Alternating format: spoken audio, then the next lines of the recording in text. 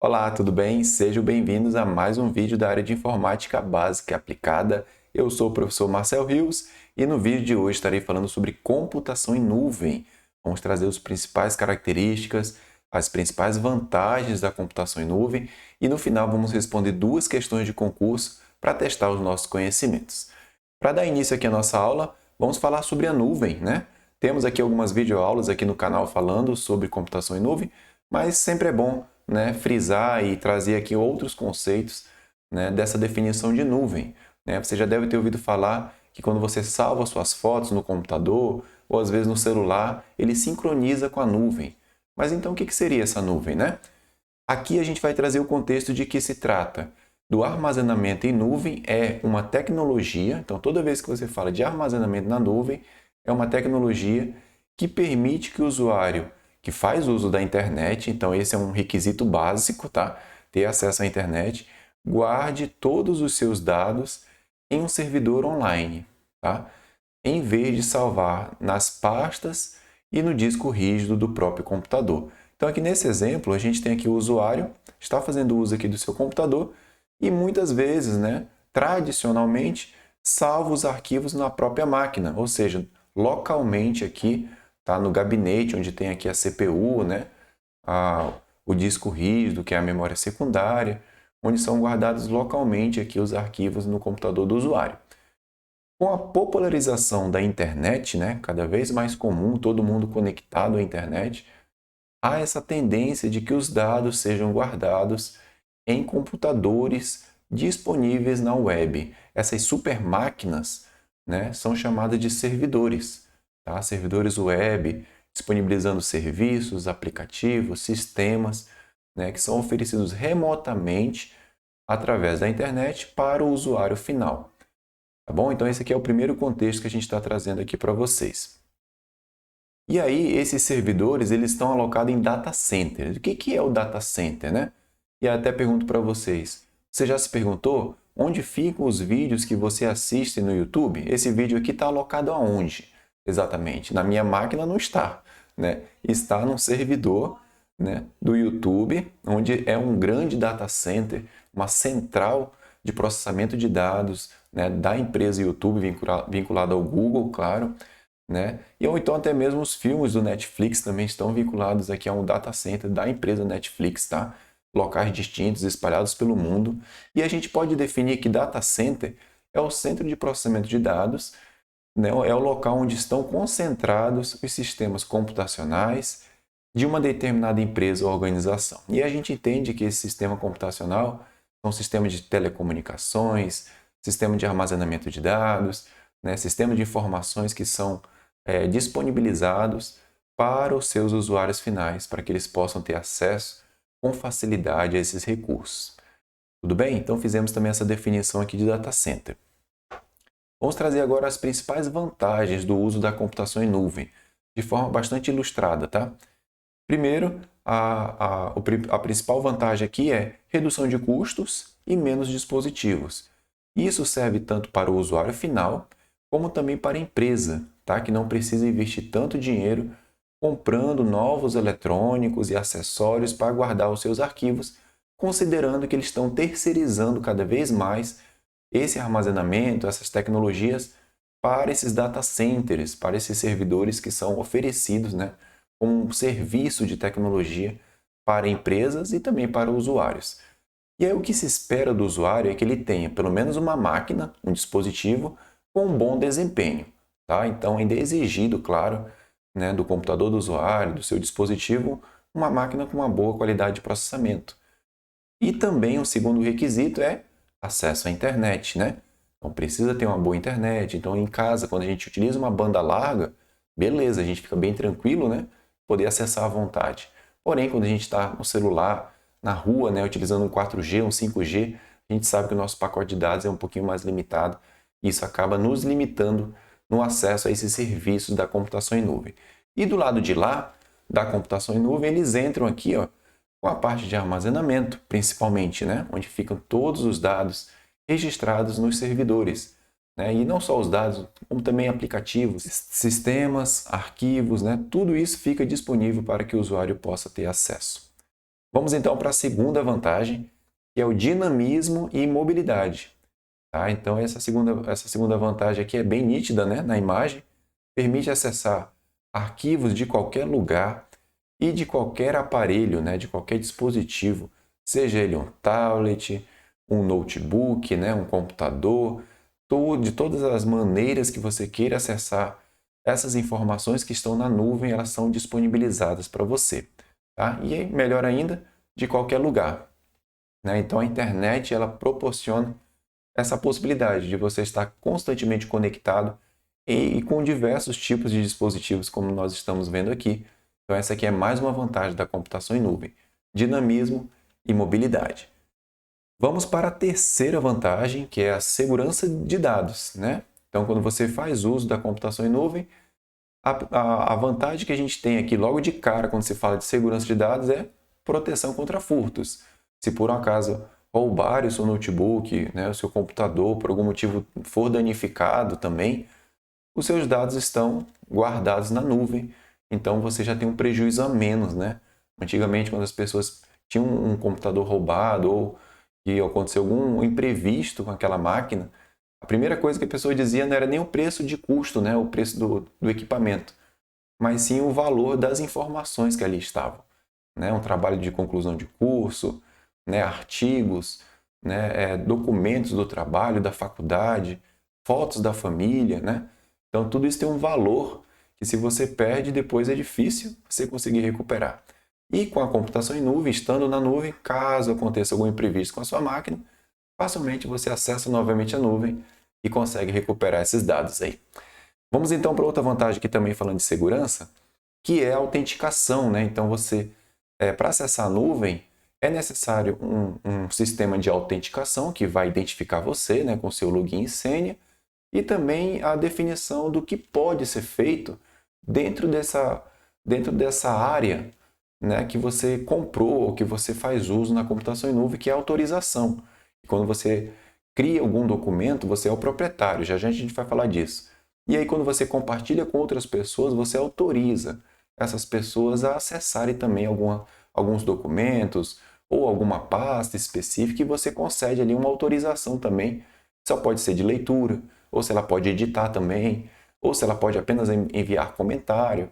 Então você pode definir tudo isso também, tá? Além de ser uma rede que você tem que se autenticar, ou seja, ela garante isso para você, você pode também definir perfis de acesso, autorizando o que as pessoas da sua família, por exemplo, nas pastas que você compartilha, qual é o nível de autorização que elas vão poder utilizar e manusear aqueles documentos. Ainda falando de segurança, tem o último item aqui, ó, que é a possibilidade de verificação em 2 etapas. Então, cada vez mais comum esse tipo de verificação, onde você, ao logar no computador nesse serviço de computação em nuvem, por garantia, ele envia um códigozinho ali, SMS, para o número que está cadastrado, né? E aí você lança esse número lá. Então, por isso é importante manter atualizado os seus dispositivos, né? Os números de contato, ou então ele manda ainda esse número para um segundo e-mail que você cadastrou. São formas de garantir, né, um acesso seguro à plataforma de computação em nuvem. Vamos para a quarta vantagem, projetos colaborativos, né? Então, sobre projetos colaborativos, essa aqui é uma vantagem bem legal, que é a questão da produtividade, né? Auxilia, né? Aumenta a produtividade da equipe envolvida.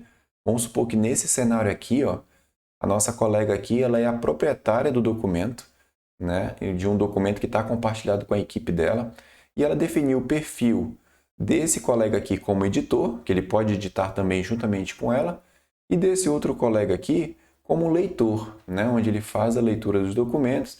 Talvez ele possa até emitir algum comentário, né? Se assim ela definir também. Mas percebam que um documento, num trabalho em equipe, seja na faculdade, seja no trabalho ou na escola, é uma forma de trabalhar de forma colaborativa, com várias pessoas editando e contribuindo para a melhoria, né, dos documentos e dos trabalhos que ali estão sendo desenvolvidos. Tá? Então, projetos colaborativos envolvem a participação de várias pessoas, tá? Com perfis que pode ser definido, tá, pelo proprietário do documento. Vamos para mais uma vantagem, acho que essa aqui é a última, é que dispensa instalação.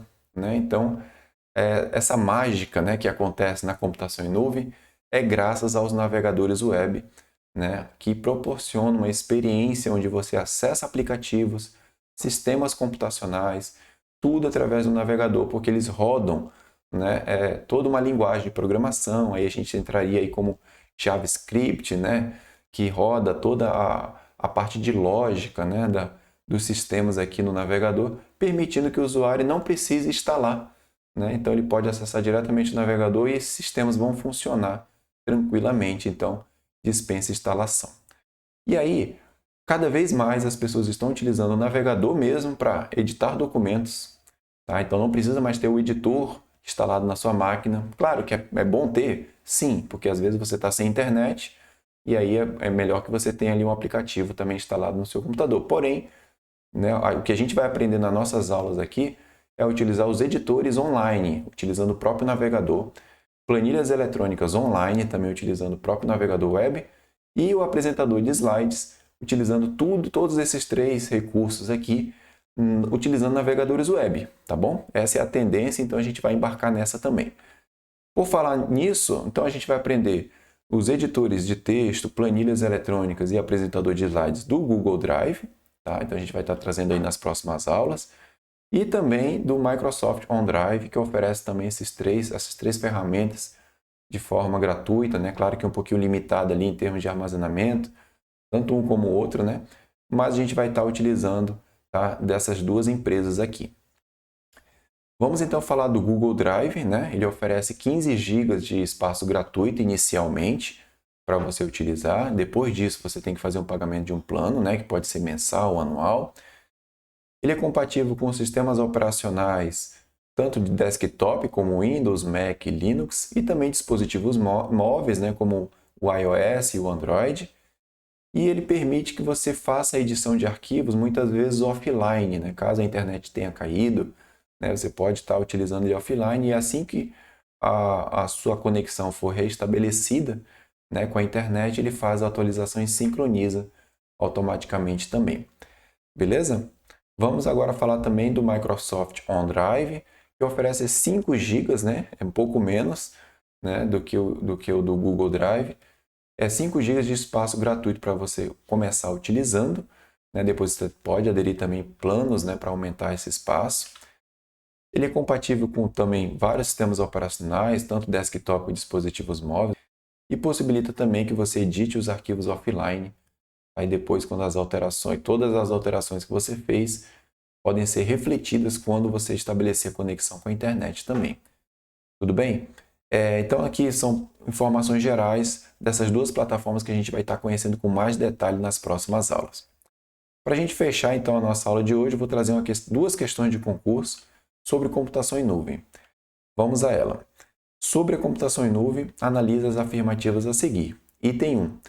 A evolução constante da computação e das telecomunicações com acesso à internet é um cenário perfeito para a popularização da cloud computing, que é computação em nuvem, tá? Em inglês.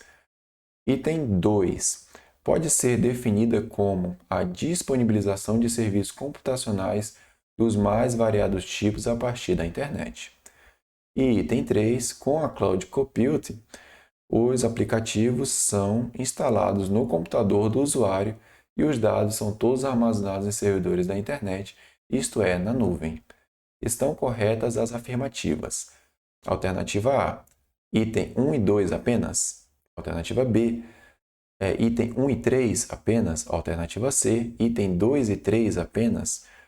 Alternativa D, item 1, 2 e 3. E alternativa E, item 2 apenas. E aí, pessoal? O que vocês acharam aí dessa questão? Tá tranquilo? Se quiser pausar o vídeo para pensar um pouquinho, eu vou trazer a resposta agora para vocês. A alternativa A, tá? Apenas o item 1 e 2 estão corretos, tá? Então, a evolução constante da computação e das telecomunicações com acesso à internet é um cenário perfeito para a popularização da computação em nuvem. E o item 2 pode ser definido como uma disponibilização de serviços computacionais dos mais variados tipos a partir da internet, verdade, né? Já o item 3 ele está errado porque ele diz aqui ó, que na computação em nuvem os aplicativos são instalados no computador do usuário e não há essa necessidade, né? A gente viu que através do navegador web o usuário não tem que instalar nada, ele acessa os aplicativos de forma remota, tá? Os sistemas. Mais uma questão aqui, também da mesma banca, tá? Fala o seguinte, sobre computação em nuvem, analisa as afirmativas a seguir. Item 1. O usuário pode utilizar os recursos somente o tempo que precisar, porém deve pagar pela licença em tempo integral, como no modelo tradicional. Item 2. O fornecedor do serviço de cloud computing, de computação em nuvem, é quem se encarrega de aperfeiçoar, corrigir falhas e aumentar o desempenho da aplicação, sempre que necessário. Item 3. O usuário não precisa se preocupar com o hardware, com procedimentos de backup nem de controle de segurança da aplicação contratada. Estão corretas as afirmativas. Alternativa A, item 1 e 2, apenas. Alternativa B, 1 e 3 apenas. Alternativa C, 2 e 3 apenas. Alternativa D, 1, 2, 3. Ou alternativa E, item 2 apenas. E aí, conseguiram matar já essa de cara aí? Essa charada? Tá fácil? Tá difícil? Se quiser pensar um pouquinho, pausa o vídeo. Eu vou trazer a resposta agora para vocês. Alternativa C, 2 e 3 apenas. Então, é verdade que o fornecedor do serviço de computação em nuvem é quem se encarrega de aperfeiçoar, de corrigir possíveis falhas, de aumentar o desempenho das aplicações, dos servidores, das máquinas que estão ali alocados. No YouTube, eu não estou nem um pouco preocupado como é que está o serviço de armazenamento, se está tendo muito vídeo lá. Esses dias eu estava pensando, falei, cara, como é que o YouTube dá conta de guardar tantos vídeos, né? E todo dia a gente publicando, mas isso é problema deles, né? Claro que eles ganham muito dinheiro para isso, então eles tiram de letra, investindo cada vez mais na infraestrutura dos data centers. Então, aumentar o desempenho da aplicação, corrigir falhas, isso é tudo com o YouTube, tá? O outro item que está certo é o 3, né? O usuário não precisa se preocupar com o hardware. Também, né, a gente não se preocupa com a parte de hardware, como é que está a infraestrutura lá no data center, tá? Nem com procedimentos de backup, nem com controle de segurança, isso é tudo a empresa que se preocupa, tá? Então o usuário não participa disso. E o que está errado, né? O item 1, o usuário pode utilizar os recursos somente o tempo que precisar. Então, quando vem essa palavrinha somente, apenas, já fique de olho que às vezes, né, você já pode achar que ela tem algum probleminha no enunciado dela, tá? Somente o tempo que precisar. E aí, porém, deve pagar pela a licença se quiser fazer uso do tempo integral, né? Então, essa aqui está incorreta. Beleza? Então, vimos aí o nosso conteúdo de hoje sobre computação em nuvem. Espero que vocês tenham gostado. Deixa o teu likezinho aí para apoiar o nosso conteúdo. Se inscreve no canal se você não é inscrito. Deixa aqui o meu contato, tá? Pesquisa também pelo meu nome nas redes sociais que vocês vão me encontrar. Eu vou ficando por aqui e eu vejo vocês na próxima. Até lá! Tchau!